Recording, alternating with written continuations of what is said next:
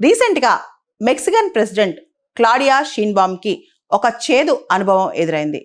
Presidential palace దగ్గరలో Mexican సిటీలోనే ఆవిడ ప్రజలకు గ్రీట్ చేస్తుండగా ఒక అగంతకుడు వచ్చి ఆవిని తడివేశాడనమాట.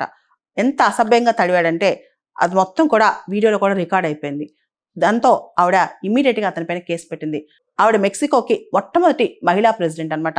ఒక ప్రెసిడెంట్కే దిక్కు లేకపోతే సామాన్యమైన మెక్సికన్ మహిళల పరిస్థితి ఏంటని చెప్పి ఆవిడ కూడా వాపోయిందనమాట. ఇమీడియట్గా కేసు పెట్టింది. ఇమీడియట్గా ఈ మొత్తం ఇష్యూలో రివ్యూ చేయమని కూడా చెప్పింది. అంతేకాదు దేశవ్యాప్తంగా మెక్సికో మొత్తం కూడా సెక్షువల్ హరాస్మెంట్ లాస్ అని కూడా రివ్యూ చేయాలని కూడా చెప్పిందనమాట. నాకే ఈ స్థితి వస్తే నాపైన ఇలా అటాక్ చేస్తే ఇంకా కామన్ ఉమెన్ పరిస్థితి ఏంటని చెప్పి కూడా చెప్పిందనమాట. అంటే మెక్సికో దేశంలో 32 రాష్ట్రాలు ఉన్నాయి.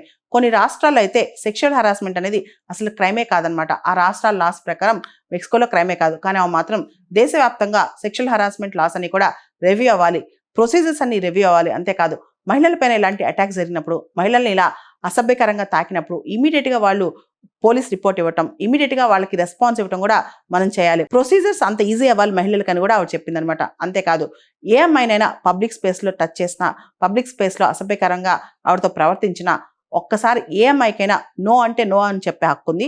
అది లౌడ్గా క్లియర్గా చెప్పే హక్కు ఉంది. దాన్ని ఎవడైనా ఉల్లంఘిస్తే కనుక వాడిపైన కఠిన చర్యలు ఉంటాయని కూడా ఆవిడ చెప్పుకొచ్చిందనమాట.